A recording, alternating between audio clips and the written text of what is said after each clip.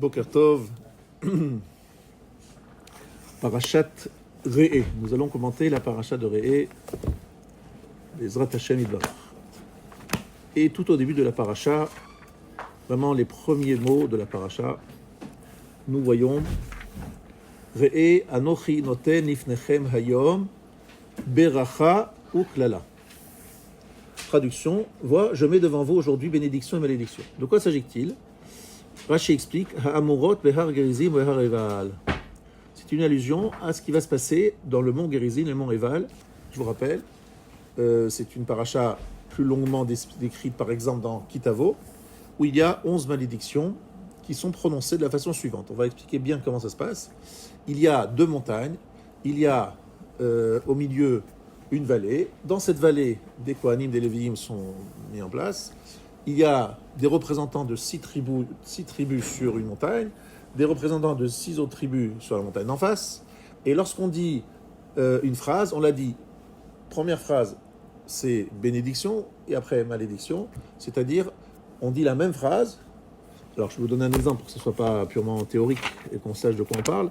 Donc, dans la paracha de Kitavo, je prends une phrase au hasard. Arur, mashge, iver, baderech, ve'amar, kol ha'am amen. Là, je prends cette phrase au hasard, il y en a plusieurs. Maudit soit celui qui égare un aveugle sur sa route. Et tout le monde dira Amen. Et cette phrase est dite sous la forme Arur d'une malédiction, mais aussi Baruch d'une bénédiction. Béni soit celui, au contraire, qui oriente l'aveugle et qui l'aveugle, vous avez compris, c'est pas juste quelqu'un qui n'est pas malvoyant, c'est quelqu'un aussi qui a besoin de conseils et qui a besoin de bons conseils, et on lui donne pas toujours les bons conseils, c'est Arur.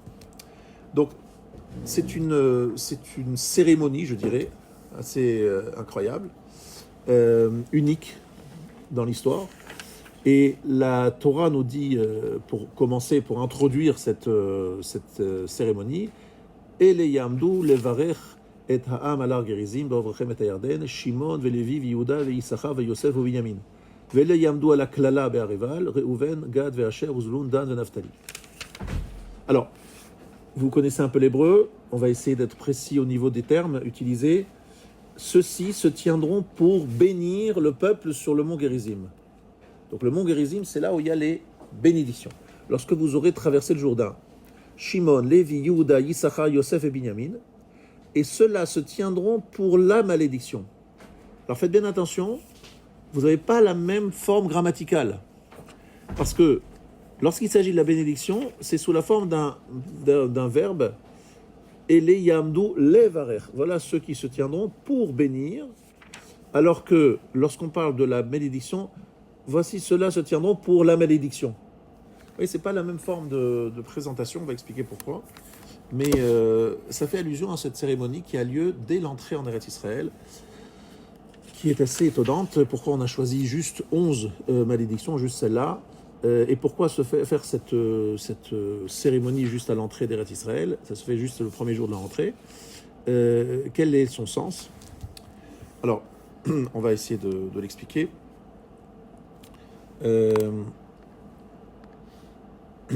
Ve'iskir inyanze beparashazu, je cite le Kleyakar.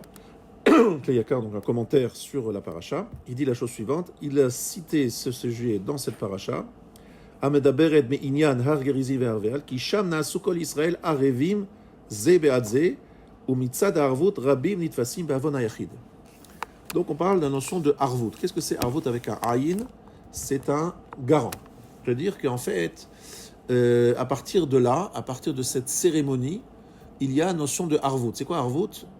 Alors on va parler du côté positif, il y a aussi un côté négatif, mais on va parler du côté positif. Ce soir, vous rentrez à la maison, et vous faites le kidouche. Puis après, arrive un invité surprise, et il vous dit, voilà, j'ai pas où passer Shabbat, et vous l'accueillez chez vous, et il vous dit, j'ai pas fait le kidouche, mais je sais pas le faire. Vous pourrez pas refaire pour moi le kidouche? Donc vous avez déjà fait le kidouche, vous êtes déjà quitte, et vous avez quelqu'un qui vient vous demander de le rendre quitte du kidouche, alors que vous venez de le faire. Est-ce que vous avez le droit de le refaire alors que vous venez de le faire? Je vous rappelle, c'est une bénédiction en vain, c'est grave. Est-ce que c'est permis, autorisé, un devoir ou pas? La réponse, Kol Israël, Arevim Zebazé. Ça veut dire, même si je suis déjà quitte, je peux rendre quitte. J'ai écouté le chauffard, je peux rendre quitte quelqu'un, le sonnerie du chauffard. Ça veut dire qu'il n'y a aucun problème à rendre quitte quelqu'un parce qu'on est tous à rêve. C'est-à-dire que son problème à lui, il n'est pas quitte encore du kidouche, ça me concerne à moi, j'en suis concerné. Ah mais toi tu as déjà fait le kidouche. Non mais je suis concerné, c'est un juif comme moi qui n'a pas fait le kidouche. Donc je suis concerné et je fais le kidouche pour le rendre quitte. Ça s'appelle Kol Israël Arevim. Il y a aussi évidemment un côté négatif, c'est que s'il y a une faute chez un juif, je suis quelque part responsable, je dois me poser des questions, qu'est-ce que je fais pour le peuple juif et comment est-ce que je suis garant, donc quelque part, du niveau spirituel du peuple juif. Ça c'est un long sujet. Quels sont le niveau de nos responsabilités. Je vous rappelle cette fameuse phrase Anistarot Lachem Elokenu vanigrot lanu ulvanenu adolam. Alors encore une fois un verset qui se trouve dans le livre de Devarim, dans la paracha de Nitzavim, chapitre 29, verset 28. C'est un livre, on va dire une phrase pas très facile pour nous. Les fautes cachées sont pour Hachem notre Dieu, mais les fautes révélées sont pour nous et pour nos enfants pour toujours, pour accomplir toutes les paroles de cette Torah. Si vous dites, mais qu'est-ce que je peux faire? Je ne sais pas ce que les gens pensent. Eh bien, la réponse, effectivement, je ne vous punirai pas pour les choses cachées. Ça, c'est Hachem qui va s'en charger. Et par contre, pour les niglotes, les choses dévoilées, eh bien, tu as une responsabilité. Tu as une responsabilité à tel point qu'il y a 11 petits points dans la Torah, sur l'Anu ou le Vanenu, qui rappellent les 11 malédictions. Ça veut dire que 11 petits points sur l'Anu ou le Vanenu Adolam, je vous rappelle, c'est le verset, chapitre 29, verset 28 dans Parashat Nitzavim, qui clairement rappelle cette responsabilité, cette arvout. Je suis responsable des choses qui sont dévoilées. Donc je vois un juif qui est Mechalel Shabbat, et ça m'est égal, je ne fais rien. Ça m'est égal, je ne réagis pas. Après, il faut savoir comment réagir. Il ne s'agit pas de lui jeter des pierres sur la tête, mais de se dire qu'est-ce que je peux faire pour essayer de rapprocher, de le sensibiliser, de lui donner envie, de l'inviter, de lui... Et je ne peux pas dire, bon, moi je m'en fous, c'est ma vie, c'est sa vie, chacun pour soi. Ce que veulent toujours dire les non-religieux en Israël. Chacun, on respecte chacun l'autre. Vous faites votre Torah, nous on ne fait pas la Torah. Mais chacun sa vie, c'est pas votre problème. Ben, ça serait pratique pour nous, quelque part, de pouvoir penser comme ça, mais c'est pas tout à fait comme ça que la Torah le voit. Elle dit tu es à rêve, tu es quelque part garant de quelque chose. Bon, ça c'est la notion de harvout dans les deux sens. Et je vous rappelle tous le Midrash, c'est Pezura Israël. Israël est comparé à un agneau. Pourquoi l'agneau? Parce que dès que tu le touches, même sur un petit point, peu importe à quel endroit du corps de l'agneau, tout l'agneau ressent la chose. Nous avons une grande sensibilité, nous sommes tous solidaires, liés les uns aux autres, et ça vient de quel moment? De l'entrée en Eretz Israël. Et donc, c'est pas par hasard que c'est à ce moment-là que ça se fait. Ça s'est pas fait au moment d'Ar Sinaï. C'est pas au moment d'Ar Sinaï que les choses se sont mises en place. C'est au moment de l'entrée en Eretz Israël. Donc, une nouveauté en entrant en Eretz Israël, Har Gerizim Areval, une cérémonie, ce qu'on appelle Arvout, avec un Aïn, la garantie, la prise de responsabilité. Voilà, Rabotai, première partie de notre shiur, rappeler ce principe, la chose suivante. Maintenant, en fait, il y a un tzlach dans Brachot. Tzlach, c'est Tziyun le Nefesh Chaya, c'est un ouvrage écrit par le Noda Biyuda, qui se trouve, la source de la référence de cet endroit, c'est à la page 20 de Masechet Brachot. C'est un commentaire sur la Masechet Brachot qu'a écrit le Noda Biyuda. Qu'en fait, la Harvout a commencé, cette notion d'Harvout a commencé déjà à l'époque de Moshe Rabbeinu, Be'arvot Moav. Et en fait, elle a terminé, c'est-à-dire en fait, il y a eu 2 étapes. La première étape se trouve dans Kitavo avec la présence de Moshe. Mais il n'y a pas... Moshe est en train de donner des ordres. Il donne des ordres. Il dit, voilà ce que vous allez faire en entrant en Eretz Israël. Mais qui va le faire? Effectivement, c'est celui qui va rentrer en Eretz Israël, c'est Yoshua, avec les gens qui vont rentrer en Eretz Israël. Mais déjà, au moment où les choses sont annoncées dans Kitavo, en présence de Moshe, il y a déjà une sorte d'engagement qui est fait. Mais l'engagement n'est véritablement scellé, terminé, qu'une fois qu'on est rentré en Eretz Israël et que la cérémonie va vraiment se réaliser, avec des conséquences pratiques. Maintenant, il faut bien comprendre que si, par exemple, je vois quelqu'un qui va faire une avéra, je vois, il est en train de prendre un jambon beurre et il se rapproche de sa bouche, et j'ai la possibilité de l'arrêter, de le stopper. Est-ce que ça veut dire qu'avant l'entrée en Eretz Israël, il n'y avait pas d'obligation de la frouché mi-issour, on appelle ça, et séparer un juif du issour. Non, c'est sûr que dès Matan Torah, un juif doit se sentir responsable, c'est sûr, c'est évident. Ça, c'était déjà depuis l'époque de Matan Torah. C'est comme ça que l'explique le Charedim et le Kiryat Sefer. Mais la différence, c'est que lorsque je deviens Arev, c'est Kegouf Echad, c'est comme un seul corps. Ça veut dire que d'un côté, je dois consentir après Matan Torah une responsabilité, et si j'ai la possibilité d'empêcher un juif de transgresser un issour, je dois m'interposer. Mais cette relation, cette prise de responsabilité va s'approfondir avec Har Gerizim et Areval, et d'un niveau bien plus grand, puisque vous le savez très bien, que ça veut dire quoi? Arevim, le Ritva, dans Rosh Hashanah, page 29, dit Kol Israël Arim Zelazé, Vekulam Kegouf Echad, ou Kearev Aporea Chov Chavero. Le mot arvot est utilisé dans la halacha pour une dette. Si par exemple je contracte une dette, Reuven a emprunté à Shimon 100 euros. Reuven a emprunté à Shimon 100 euros. Et après, mais avant d'emprunter, il a dit Shimon, je veux absolument un garant, un rêve. Si tu ne payes pas, c'est le garant qui va payer. Donc, dans ce cas-là, qu'est-ce qui se passe? Eh bien, les 100 euros, ça, quelque part, ça incombe aussi au garant. Il a une sorte de dette aussi. Il dit le Ritva, c'est ça le mot du Ritva, Kol Israël Arevim Zelazé, Vekulam Kegouf Echad, ou Kearev Aporea Chov Chavero. C'est comme lorsque le garant, il paye la dette de son prochain. Donc ça va beaucoup plus loin, vous comprenez? C'est pas juste que je dois dire, monsieur, ne faites pas de issour, je vois que vous allez manger un jambon beurre, sachez que c'est grave, c'est interdit de manger le jambon. C'est pas ça seulement, vous avez compris? Ça c'est déjà, je me dis, voilà, je pense à mon ami, je pense à son avenir spirituel, je pense à son olam haba, je me dis non, je peux pas le laisser. Ça c'est un niveau de responsabilité, mais qui est assez bas. C'est la générosité, l'être concerné par l'autre. Concerné par l'autre, c'est pas juste pour qu'il puisse manger à sa faim. C'est aussi penser que l'autre, il faut lui inviter à tout prix de faire un issour. Ça, c'est une chose. Un rêve, c'est beaucoup plus profond, puisqu'il s'agit de payer à la place de l'autre. Je vais payer une dette que je n'ai pas contractée parce que je me suis engagé d'être à rêve, d'être garant. Vous voyez, c'est beaucoup plus loin dans l'engagement. C'est beaucoup plus que simplement se dire je vais empêcher mon copain, protéger mon copain d'un issour. C'est pas du tout le même niveau. C'est comme si on avait tous la même dette, d'accord? Donc c'est assez lourd, hein, je veux dire. On parle d'une sacré engagement. Et en fait, la conséquence, malheureusement, la conséquence, elle a été vécue pendant toutes les générations. C'est-à-dire que tous les juifs sont responsables du niveau spirituel de l'ensemble du peuple juif, pas seulement de leur petite communauté ou leur famille. On est responsable et ça coûte cher lorsqu'on ne fait pas ce qu'il faut pour protéger le peuple juif de l'assignation ou d'autres choses. Bref, on a une responsabilité personnelle, comme si ce que fait l'autre me concernait à moi. Bien. C'est comme un seul corps. En fait, c'est comme si on n'était qu'un seul corps. Alors, nous allons maintenant entrer un petit peu dans la profondeur. Là, on a remis en place le contexte, l'historique, la halakha, tout ce que vous voulez.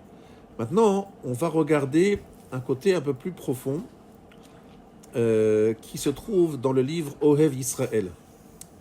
Alors, d'abord, rappelons ce que dit le Yalkut Reuveni. Yalkut Reuveni, Akadosh Baruch Hu a mis donc ces deux montagnes, ces grandes montagnes, comme si c'était deux témoins. Comme de deux témoins. Qu'est-ce que ça veut dire et quel est leur sens? On va l'expliquer tout de suite. Mais déjà une gematria qui donne quand même le Yalkut Reuveni, Gerizim et Eval, si vous associez la valeur numérique du mot Gerizim et la valeur numérique du mot Eval, ça donne Arvanim, les garants. Arvanim, ceux qui sont garants. Avec un Aïn, je vous rappelle. C'est la même valeur numérique que le mot Gerizim et Eval. Maintenant, on va aller un petit peu plus loin. Il faut savoir que le mot Gerizim, c'est quoi comme valeur numérique? On va faire tout de suite un calcul. Gimel, c'est 3. Resh, c'est 200. Donc ça fait 203. Zain, 7, ça fait 210. Avec le Yud, ça fait 220. Et avec le 40, avec le même, on est à 250. On est d'accord? Non, 260. 260, excusez-moi. Alors, si on prend le nom d'Hachem, Yud Ke Vav Ke, on sait que c'est 26. Donc en fait, vous faites 10 fois 26, vous avez le mot Gerizim. Alors, qui dit ça? C'est le Ohev Israël, un des grands rabbinim chassidim, rav chassidik. Et pourquoi 10? Parce que c'est les 10 sphirotes. Vous savez tous comment ça se passe. Il y a Yud Ke Vav Ke, donc le nom d'Hachem qui crée le monde, et il utilise les 10 sphirotes, c'est-à-dire 10 canaux, pour influencer le monde. Sans parler de Kabbalah compliqué, la sphira, ça représente les anagotes, la façon dont Hachem il dirige le monde. Donc il a 10 canaux pour faire descendre son shefa. Donc Yud Ke Vav Ke, c'est la source, et les 10, ce sont les 10 éléments, les canaux par lesquels Hachem va faire descendre cette dimension du 26. Donc 26 fois 10, c'est pas par hasard qu'on fait 26 fois 10. On fait 26 fois 10 parce qu'il y a 10 sphirotes et parce que 26, c'est le valeur numérique du nom d'Hachem. Et ça, c'est la valeur numérique du mot Gerizim.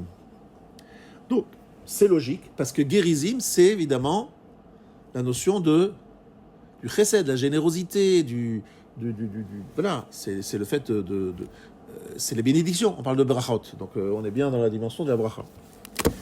Maintenant, ce qui est plus embêtant, c'est que le mot Eval, donc je vous rappelle que c'est avec un Aïn, Yud, Bet, Lamed. Ça, c'est la valeur numérique que nous allons faire ensemble. Aïn, c'est 70, 10, Yud, c'est 10, ça fait combien? 80. Bet, ça fait 2, donc c'est 82, et 30. Ça fait 112. 112, c'est la même valeur numérique que le mot Yabok. Alors, d'où vient ce mot Yabok? Ya'anenu beyom korenu. Vous prenez le chapitre Teilim 20, que nous avons lu juste avant Uva Letzion. Ya'anenu beyom korenu, les premières lettres, Yud, Ya'anenu, Be, Yom Korenu, ça fait Yebok. Alors, maintenant, il faut savoir que Ma'avar Yabok, peut-être que vous avez fait attention à cela, ça fait vous vous rappelez, c'était Yaakov Avinu qui a traversé ce Yabok pour aller rechercher les Pachim Ktanim. Or, vous le savez tous que c'est Yabok 112, c'est Yud Ke Vav Ke 26, plus Elokim. Elokim, je vous rappelle, c'est Midat Adin. Yud Ke Vav Ke, c'est Midat Arachamim. Donc, c'est l'adoucissement du din. Donc, en fait, Yabok, c'est plutôt une dimension de chesed, de générosité, et de mitukadin. Si vous voulez encore un autre, dit le Ohev Israël, autre chose, vous associez Yud Ke Vav Ke, Adoshem, Aleph, Dalet, Nun, Yud, plus Eke, Aleph, He, Yud, Eke, vous obtenez, encore une fois, Yabok 112. Donc la question ici qui se pose, et le sujet qui est le sujet de mon shiur d'aujourd'hui, qui est extrêmement, pour moi, qui m'a beaucoup intéressé, c'est tout simplement de comprendre la klala un peu différemment que ce que je comprenais avant de venir ici. On me parlait de malédiction, et là on trouve que Eval, qui est le lieu de la malédiction, a priori, il est la même valeur numérique que Yud Ke Vav Ke plus Elokim. Or, Yud Ke Vav Ke, Hashem Elokim, lorsque vous dites Hashem Elokim, on va le dire beaucoup, les Zrat Hashem pendant les Yamim Noraim, c'est toujours une idée d'adoucissement du din, d'associer Midat Arachamim et Midat Adin. Rappelez-vous ce que dit Rashi au début de la Torah. Au début de la Torah, on voit le mot Elokim partout, puis après apparaît le Yud Ke Vav Ke, et qu'est-ce que dit Rashi? Au début, Hashem a voulu créer le monde avec Midat Adin, il y a associé Midat Arachamim. Donc lorsque vous avez Yud Ke Vav Ke associé à Elokim, vous êtes plutôt dans une dimension plutôt sympathique. On adossit le din. Or, le mot Eval a la même valeur numérique que l'association Yud Ke Vav Ke et Elokim. C'est quand même étonnant, puisque c'est le lieu de la klala. Donc il y a quelque chose qui est déjà, on va dire, un indice pour essayer de comprendre que c'est peut-être pas ce qu'on avait compris. C'est pas que vraiment c'est une malédiction comme on pourrait le comprendre a priori. En tout cas, on va essayer de... Alors, je voudrais ici vous citer le Kli Yakar, mais le Kli Yakar qui se trouve dans Parashat Kitavo. Ça c'est important, ce Kli Yakar, il faudrait que tout le monde le connaisse. Et lui-même fait la remarque que j'ai dit tout à l'heure. Ve'el ya'amdu ala kelala. Ceux qui seront debout sur la kelala. C'est pas écrit dans la notion de bracha, c'est écrit levarech. Et là, c'est écrit al hakelala. Je vous ai fait cette remarque pour vous faire ressentir qu'il y a une différence entre ce qui se passe au niveau de la bénédiction et de la malédiction. Alors, on va ici.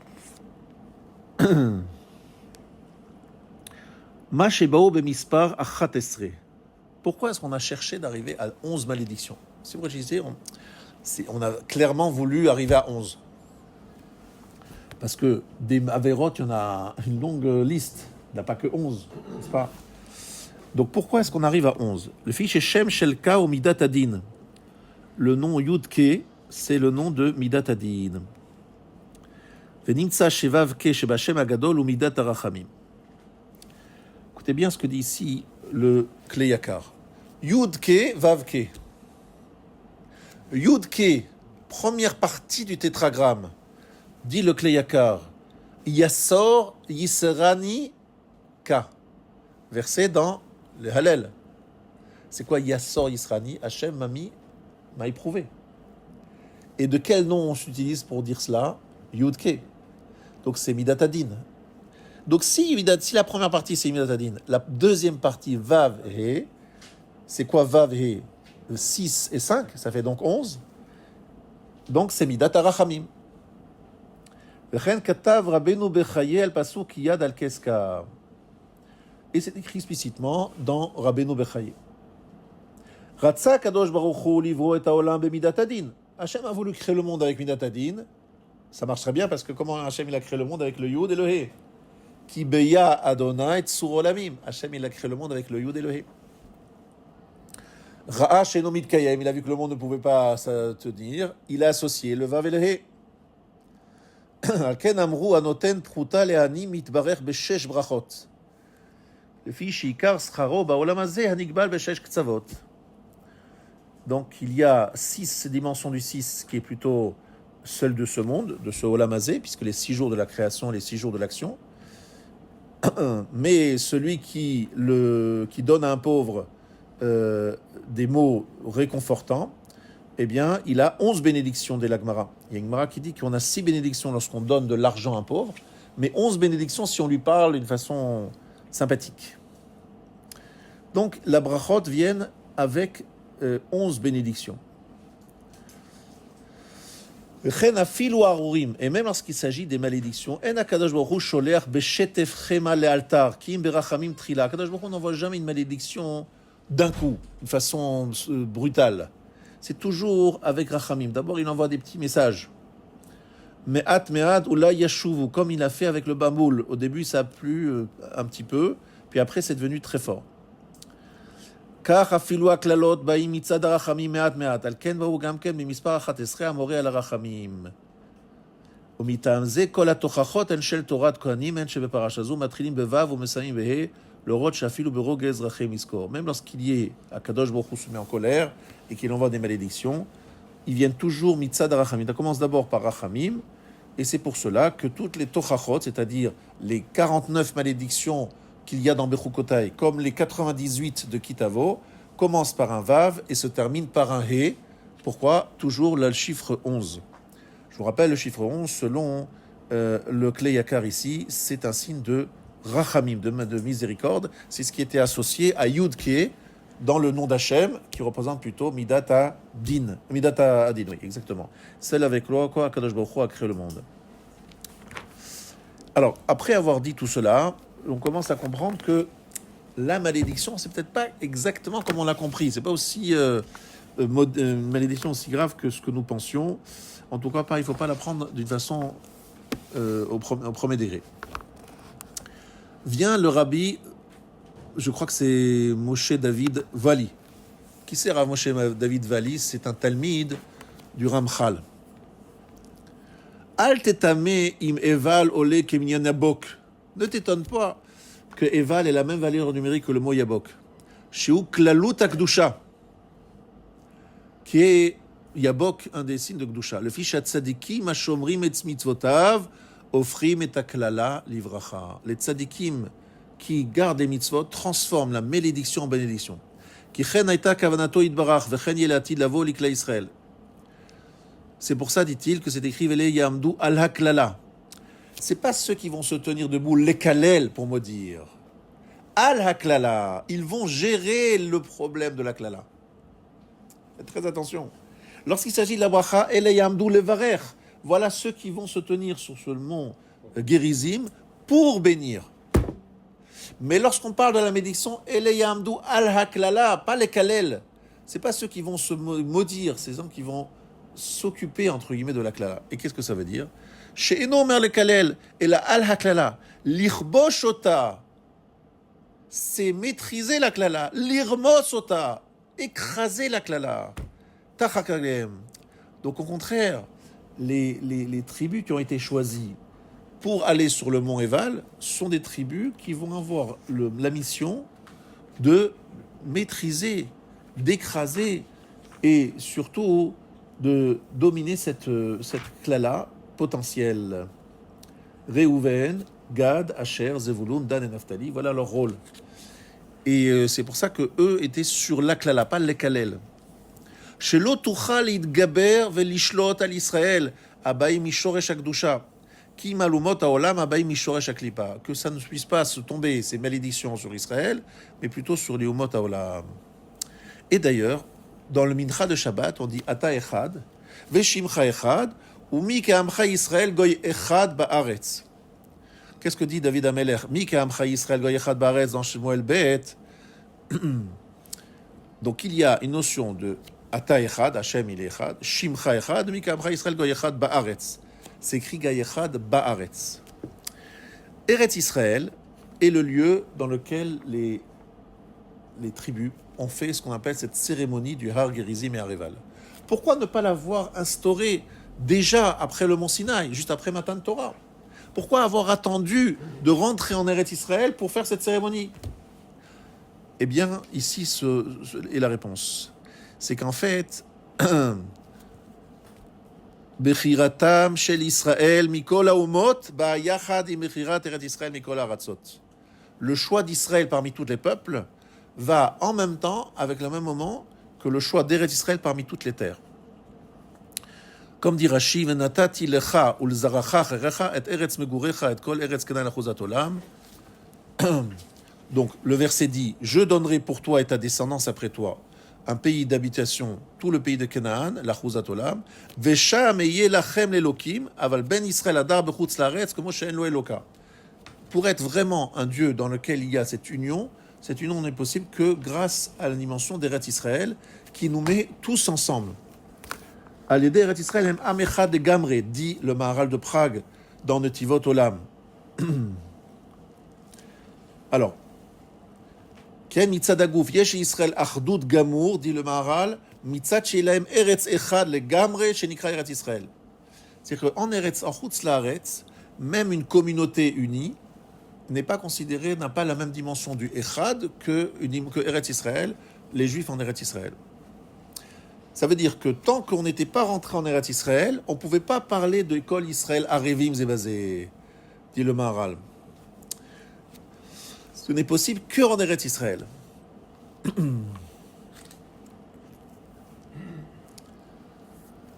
On passe d'une dimension de Tzibour, dit le Paraditzrak, à une dimension de Achva, de fraternité.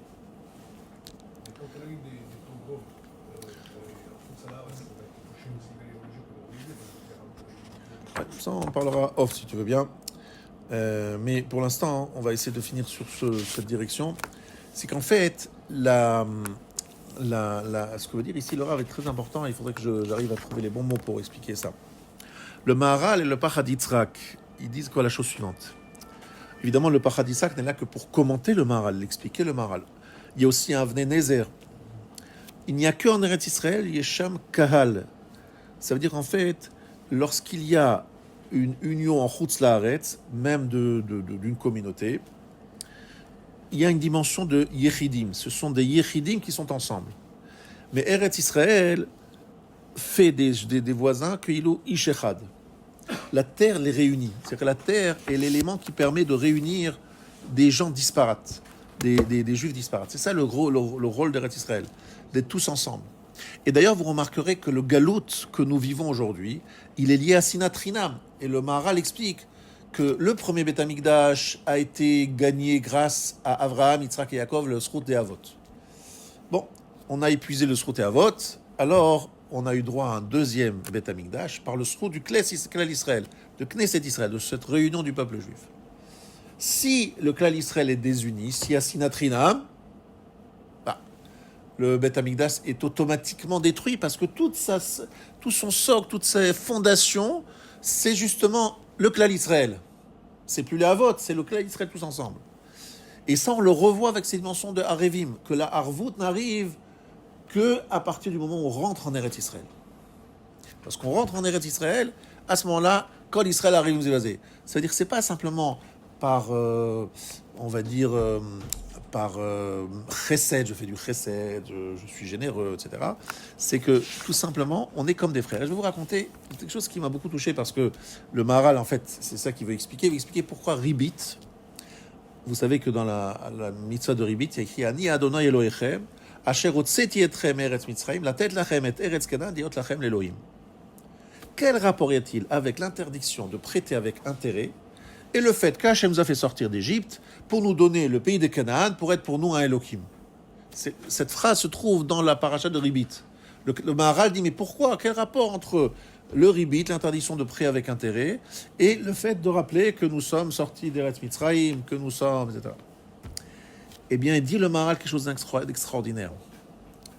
Si je suis à la recherche d'un prêt, et je vais voir mon frère, et je lui dis, tu peux me prêter 100 euros? Et mon frère, il me dit, bon, ça va te coûter des intérêts.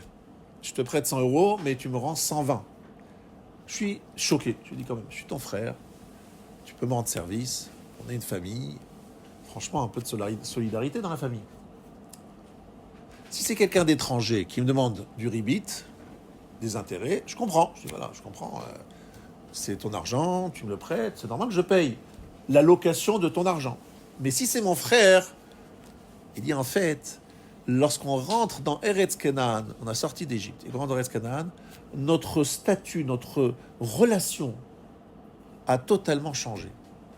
Nous ne sommes plus un peuple avec des individus, nous sommes des frères. Et donc en tant que frère, je ne peux pas ne pas prêter de l'argent sans intérêt. Je me dis voilà, je dois m'occuper de lui, je suis consolidaire, c'est ma famille, c'est mon frère. Donc c'est pour cela que c'est seulement en Eretz Canaan. Pourquoi on rappelle dans Ribit? Surtout rappelle-toi que je vous ai sorti d'Égypte pour vous amener dans le pays de Canaan. Liot lachem l'Elokim.